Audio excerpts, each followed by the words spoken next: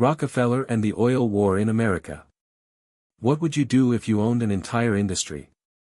What would you do if you became the richest man on the planet, while the whole of America had just industrialized? This is the story of John D. Rockefeller, the man who turned oil into a weapon of economic domination, and created an empire that even the U.S. government feared. But was he a strategic genius, or just a cold-hearted monopolist? In today's video, we will explore together. How did Rockefeller start from scratch? What strategy did he use to swallow the entire oil industry? And what made him an icon that has been both honored and disputed for more than 100 years? This is more than just a history story. It is a vivid lesson in strategy, finance, and power.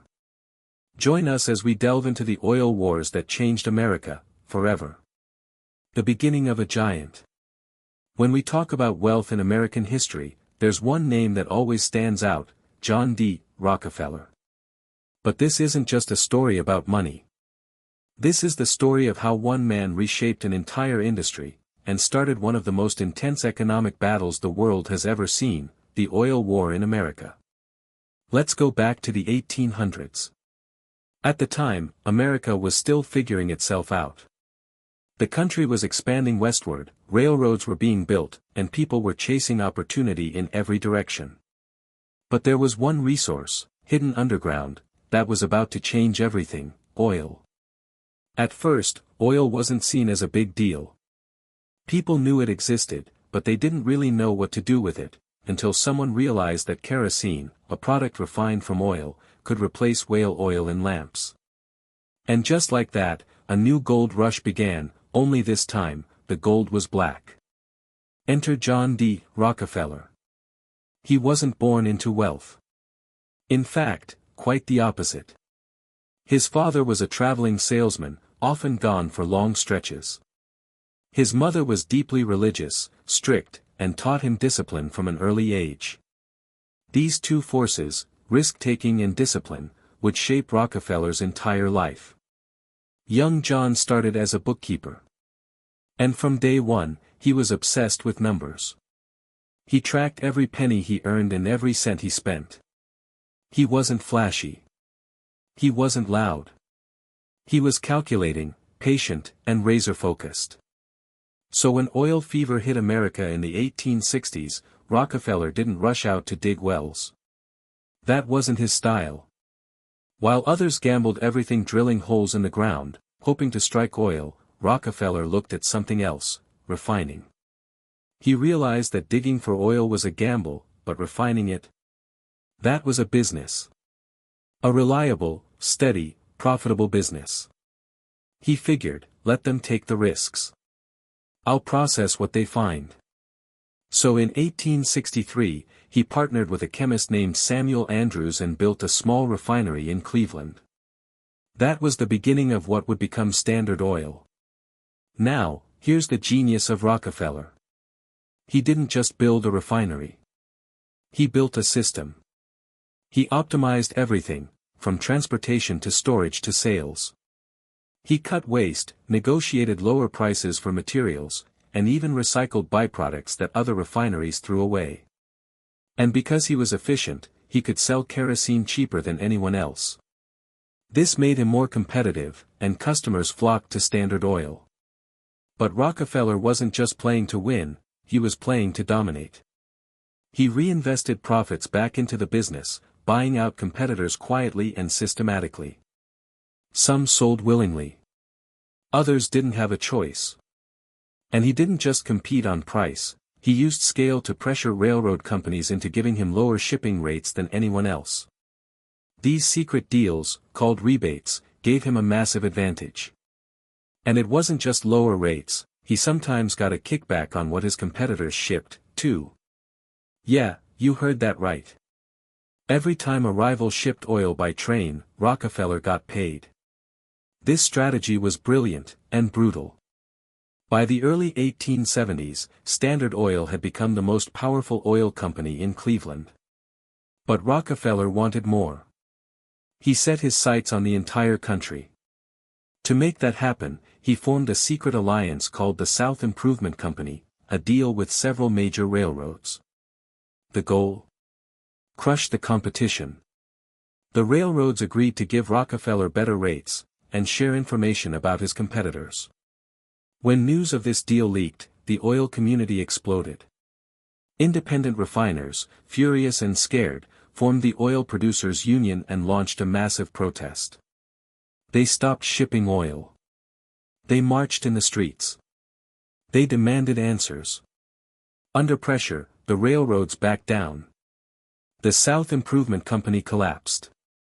But here's the crazy part, even though the plan failed publicly, it gave Rockefeller something even more valuable, a roadmap. He now knew exactly which companies were weak, which were strong, and who he could buy out. And one by one, he did. Rockefeller's strategy was simple but effective. Lower prices to squeeze out competitors. Buy them out when they couldn't survive. Consolidate operations under Standard Oil. It was around this time that Rockefeller started using a phrase that would define his empire: cooperation, not competition. But make no mistake, this wasn't about peace. It was about control. By the late 1870s, Standard Oil controlled over 90% of America's oil refining capacity. Think about that. One man, one company, basically ran the most important energy source of the time. But power attracts attention. And Rockefeller's dominance was starting to raise serious concerns. Was he a genius businessman, or a ruthless monopolist? Was he creating efficiency, or crushing the free market? These questions would shape not just Rockefeller's future, but the entire future of American capitalism. And as the oil war heated up, new players would enter the game. The government. The press. Angry competitors. And eventually, the American public. But for now, Rockefeller stood at the top. Calm. Quiet. Unshakable. He had turned a risky, chaotic industry into a streamlined empire. But as we'll see in the next chapter, power always comes with a price. And the battle was just beginning.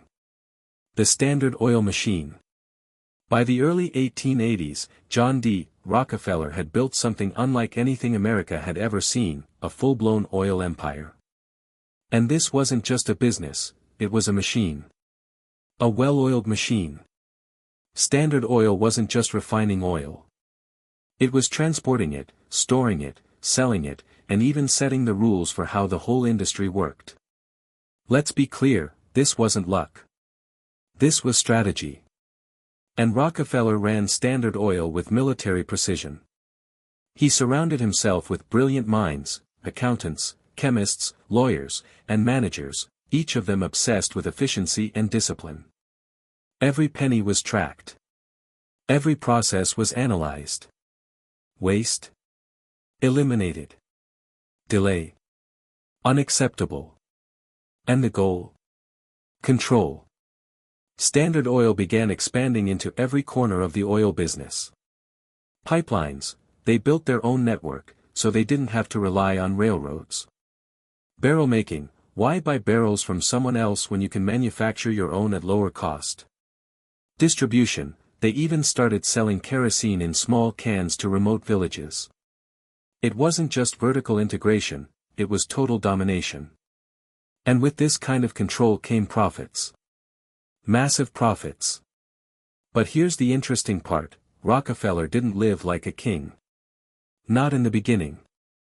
He still wore simple suits, counted his own change, and took pride in being frugal. To him, wealth wasn't for showing off.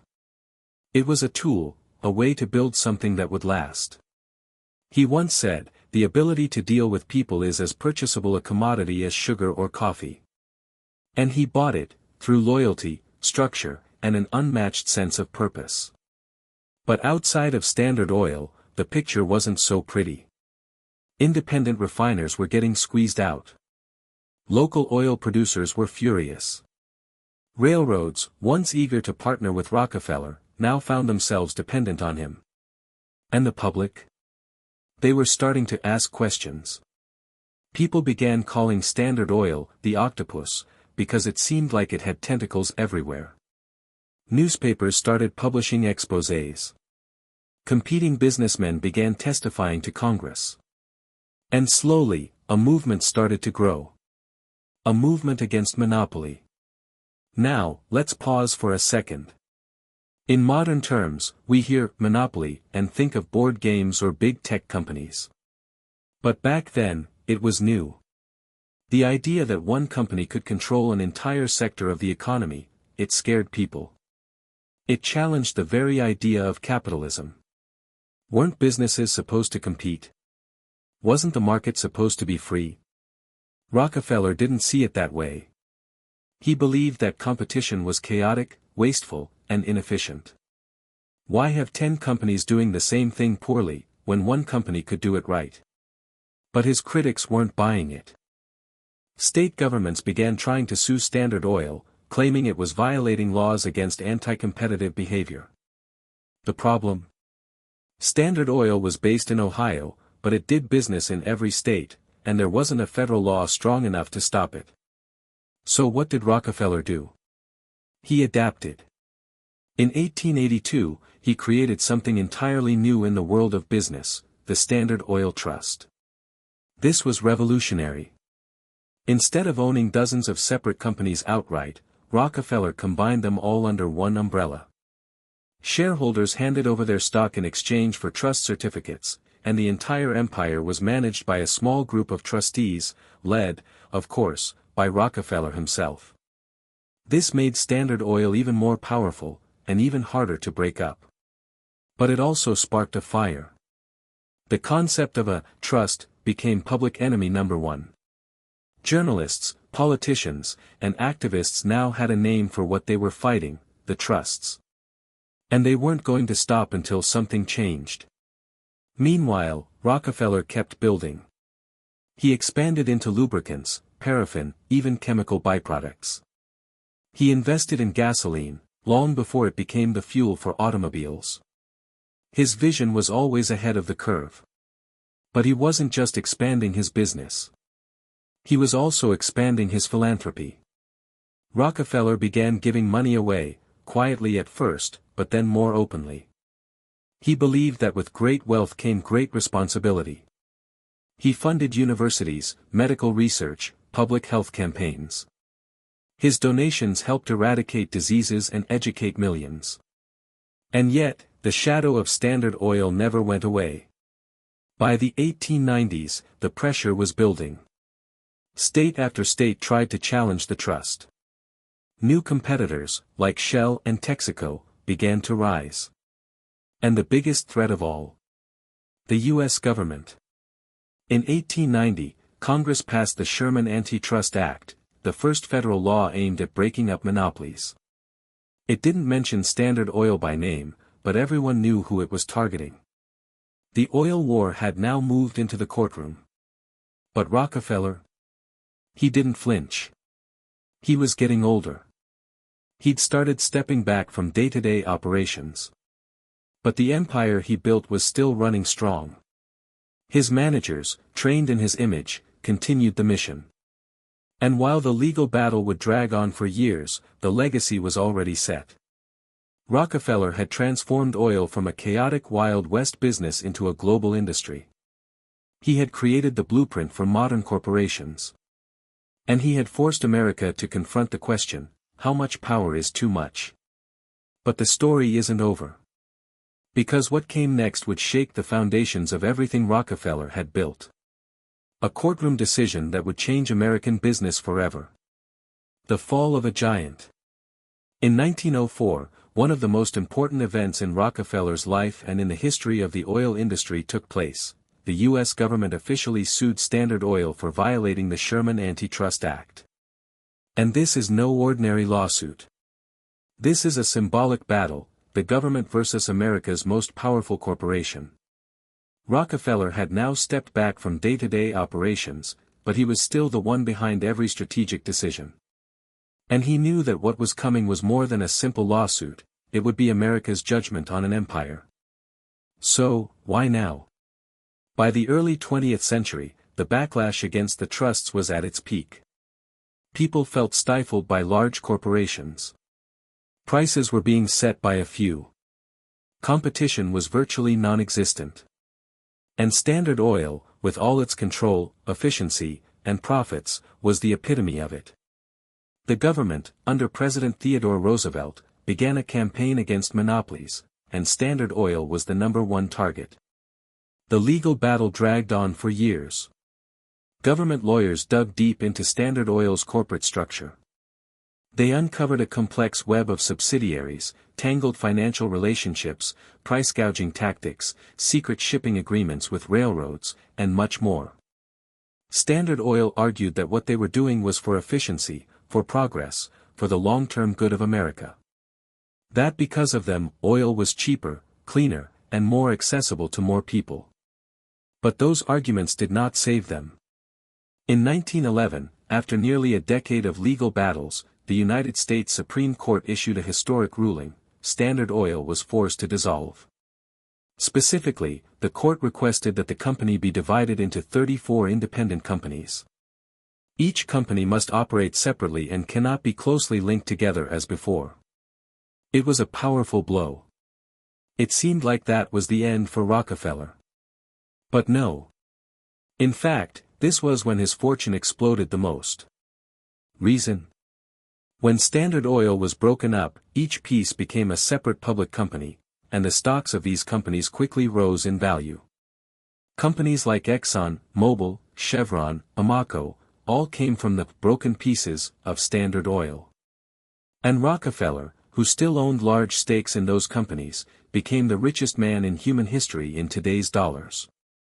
So, instead of being destroyed, Rockefeller saw his fortune multiply dramatically. But he did not celebrate. Rockefeller withdrew from the limelight.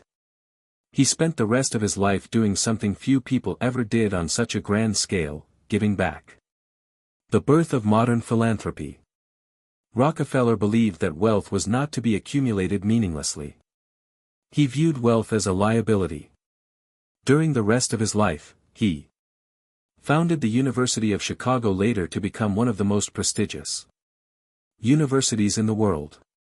Funded millions of dollars for medical research, including vaccine development and treatment of malaria, tuberculosis, and meningitis.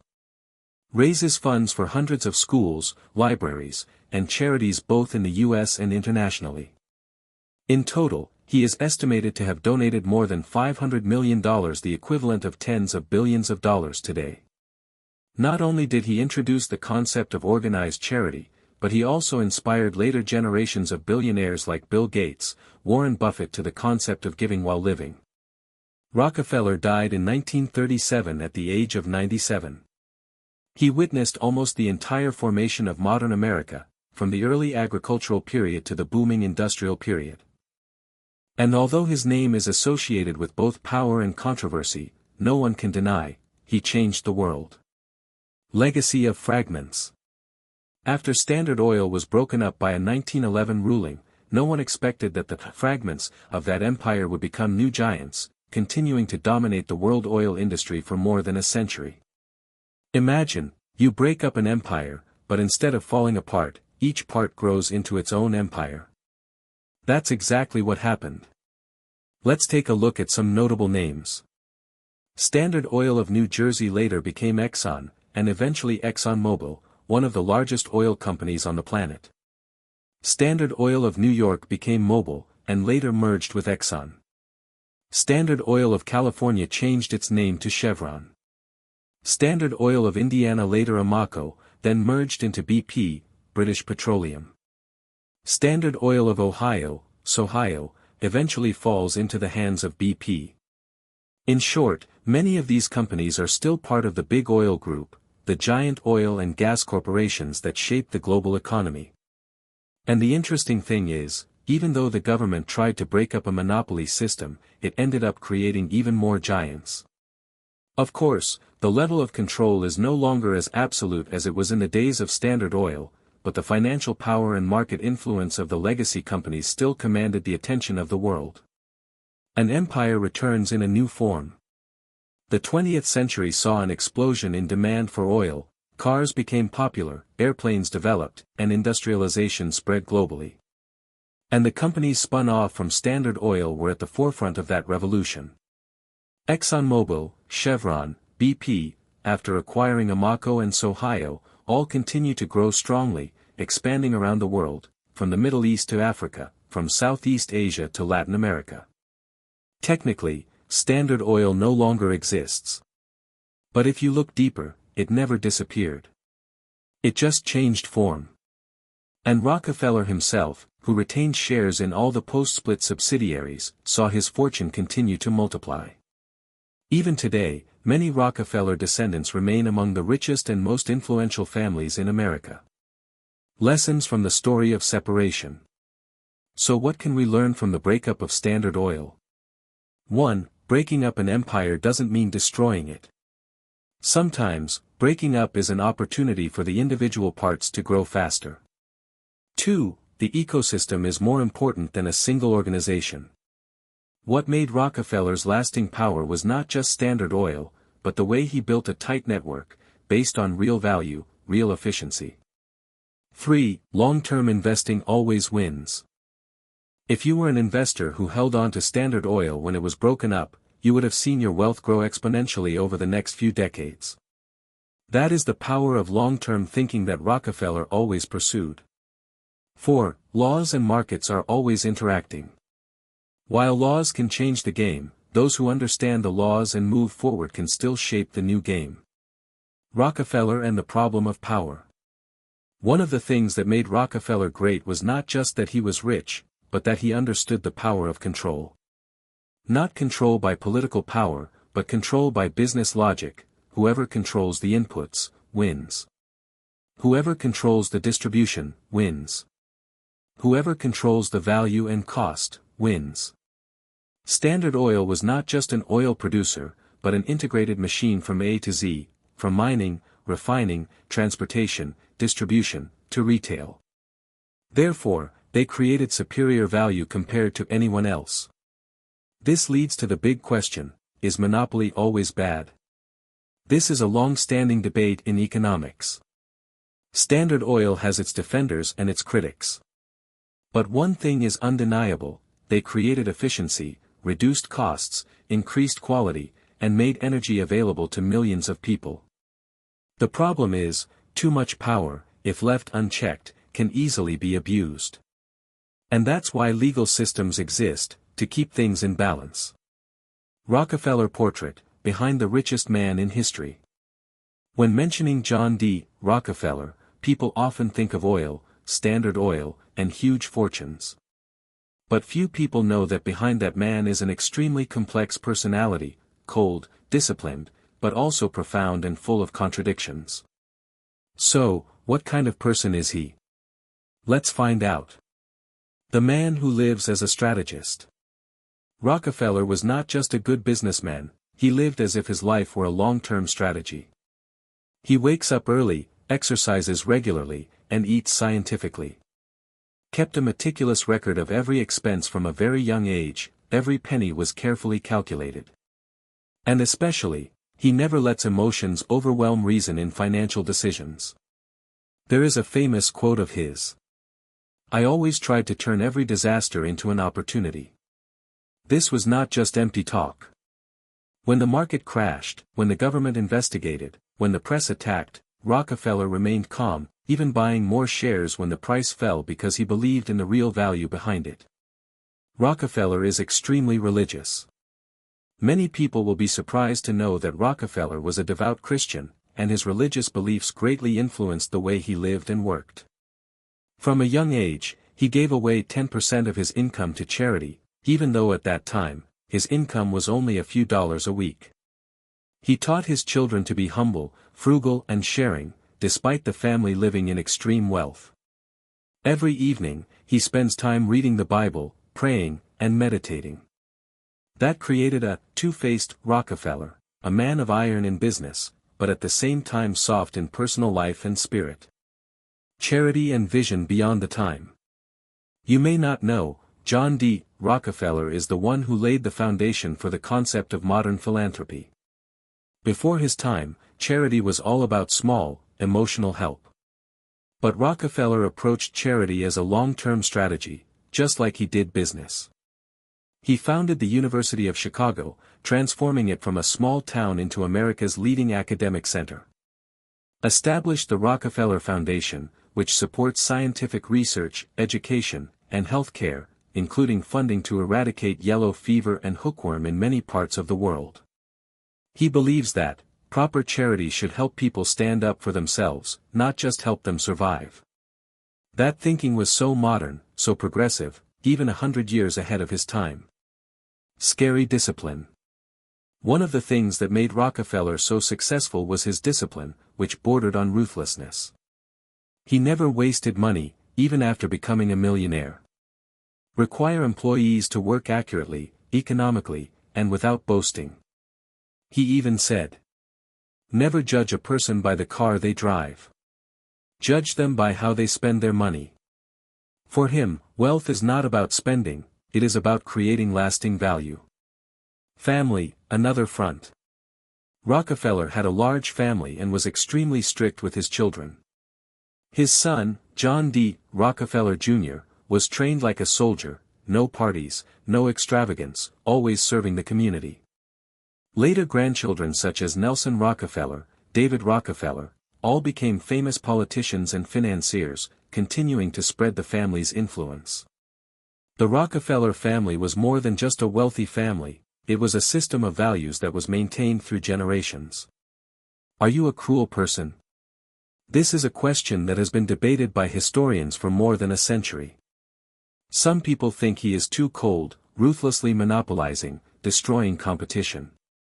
But there are also defenders. He did not break the law, because the law did not exist at that time, and what he did helped America develop much faster. The truth probably lies somewhere in between. Rockefeller was not perfect, but he was a product of his time, and he made the most of every opportunity. Standard Oil Empire, complete domination of the oil industry. By now, you have a good idea of who John D. Rockefeller was, a ruthless but visionary businessman. But what really made him a legend? The answer lies in 3 words: Standard Oil Company. And now, let's dive into how Rockefeller built the largest oil empire in human history. Acquisition, merger, consolidation, dominant strategy. From the beginning, Rockefeller understood that competition in the oil industry was chaotic, oil prices fluctuated wildly, and companies opened and went bankrupt constantly. He chose a completely different strategy: to buy, consolidate, and control the entire industry. 1870, Standard Oil is founded in Ohio. He then quietly bought out competitors, initially small refineries in Cleveland.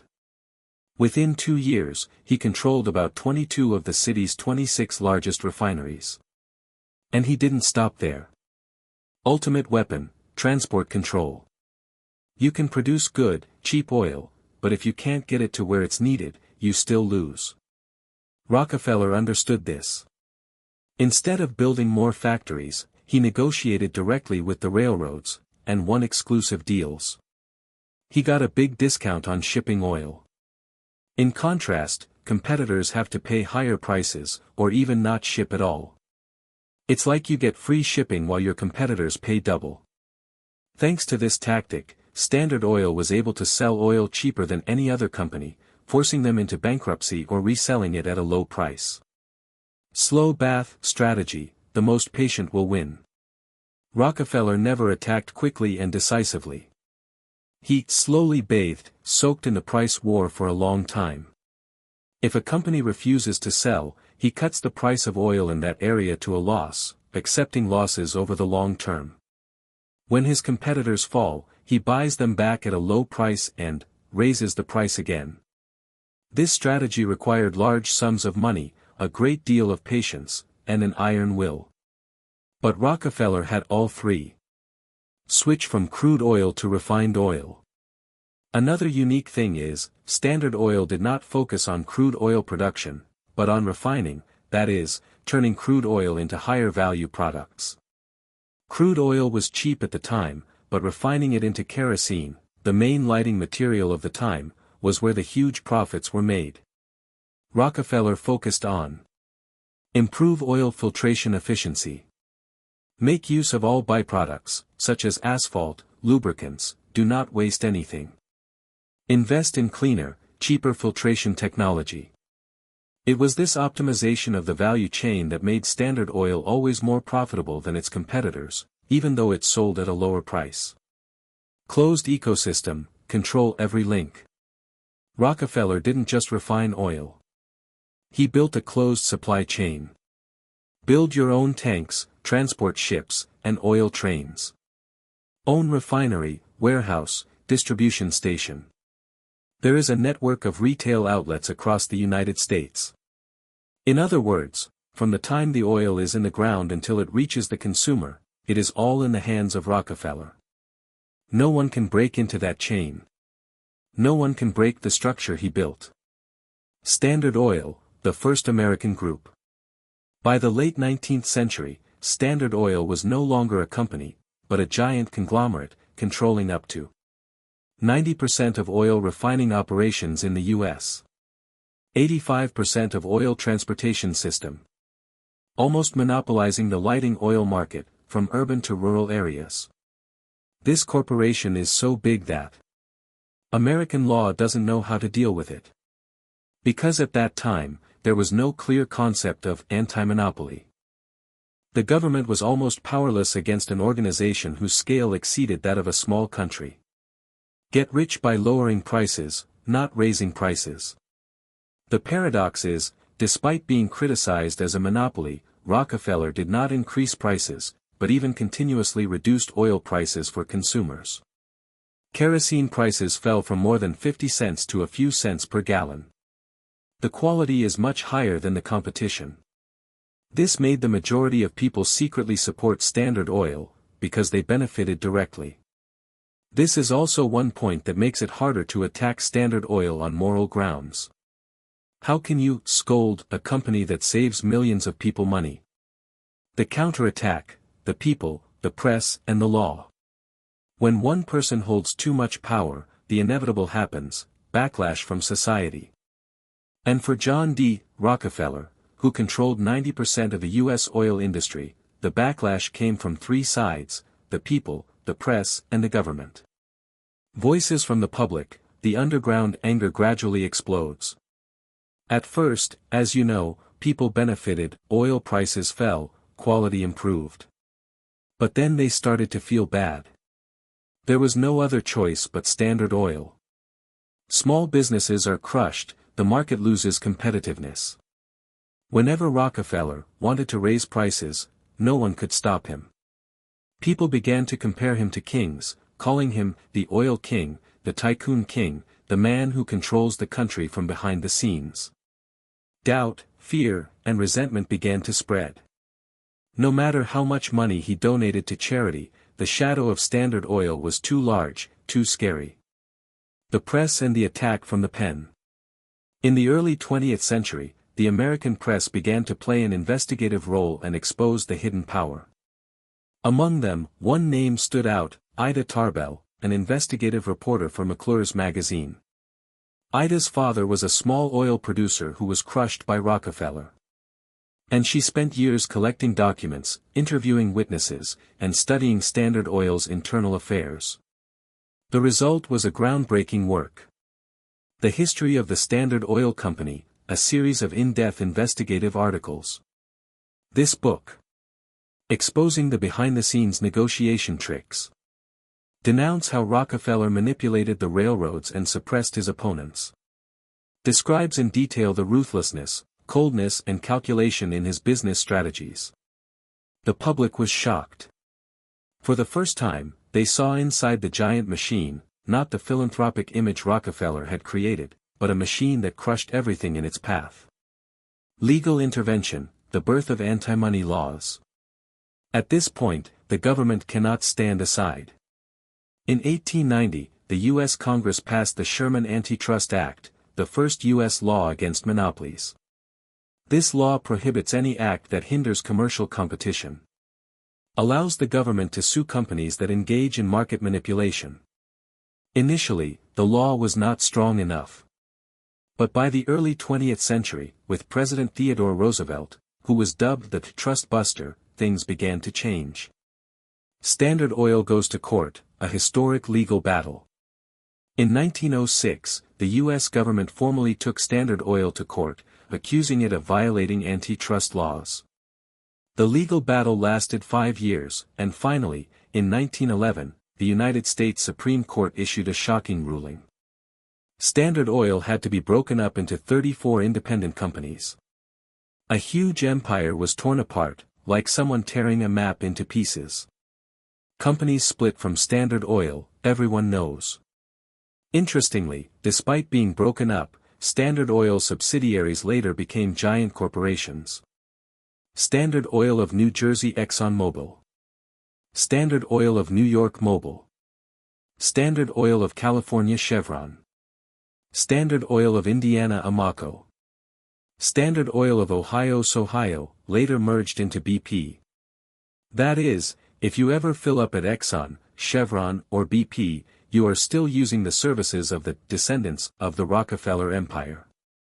Paradox, broke but richer than ever. Here's what no one expected: after the split, Rockefeller became even richer. Reason? He holds major stakes in all 34 subsidiaries. When split, the value of each company skyrocketed due to more flexible operations. His personal fortune grew so rapidly that by 1916 Rockefeller became America's first billionaire, a fortune equivalent to more than $400 billion in modern times. That is, while the empire fell apart, Rockefeller remained calm and financially victorious. Contrasting images, evil and angel. In the eyes of Americans, Rockefeller is a two-faced figure. On the one hand, he is a cold tycoon who uses his power to manipulate everything. On the other hand, he was a great philanthropist, who donated nearly 90% of his fortune to education, health care, and scientific research. He built University of Chicago. Rockefeller, Rockefeller Foundation. The first public health system in America.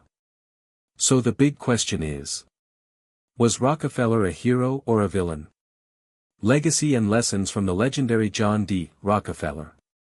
After all the turmoil, controversy and legend surrounding the Rockefeller name, what remains in the end is the legacy. A legacy is not measured in dollars alone, but in influence, lessons, and endless debates. If you look back at the history of modern industry, the name Rockefeller is always associated with the concepts of systemization, scale, and supply chain control. He wasn't the first to drill for oil. He wasn't the first to refine oil. But he was the first to turn it into a complete system, from input to output. Rockefeller turned oil into a global energy platform, paving the way for the development of automobiles, electricity, aviation. The explosion of technology, industrialization. And wars and conflicts over energy resources. The trust model that Standard Oil adopted became the forerunner of the conglomerates owned today. Modern parent-subsidiary structure. Concept of holding company: parent company invests, controls and coordinates member units. Today, corporations like Alphabet, Google, Meta, Facebook, Amazon, all carry within them some of the model that Rockefeller pioneered. Before Rockefeller, the rich mainly did traditional charity, building churches, giving money to the poor, sponsoring small communities. Rockefeller was different. He was the first. Quantifying charity as an investment. Create a permanent fund like the Rockefeller Foundation to support scientific research, education, and medicine in a systematic and long-term manner. He once said, "The best way to get rich is to make the world a better place." From there, the strategic philanthropy model was born, and later continued by people like Bill Gates, Warren Buffett, Elon Musk. Without Rockefeller, America probably would not have had. Antitrust law is as strong as it gets. Market watchdogs like the FTC, Federal Trade Commission. Extensive attention to consumer and small business interests. That is, he changed not only the oil industry, but also the economic legal structure of America. This question remains controversial. To some, he is an economic monster, a ruthless monopolist. To others, he is a strategic genius and a great philanthropist. As for history, he is simply a man who changed the times. From Rockefeller's life, you can draw profound lessons. Persistence and discipline, from a young accountant to the one who controls the whole industry. Long-term strategy, not greedy for short-term profits, willing to reduce prices to control the market. Know when to stop, he withdrew before getting caught up in too many controversies, turned to charity. Systemic thinking, building not just a product, but a closed empire. Always reinvest in knowledge and community. John D. Rockefeller died in 1937 at the age of 97, an astonishing figure for the time. At the time of his death, he had donated more than $500 million, the equivalent of tens of billions of dollars today, to education, healthcare and science. His life story is not just about money. It is how to control an industry, how to transcend the limits of time, and how to turn assets into legacies. If you've come this far, you've probably already gotten the idea. Rockefeller isn't just a man. He's a chapter in the history of modern business. And the oil wars he started, more than 100 years later, still reverberate in the world today, from the price of gas you fill up with, to every electric car you see.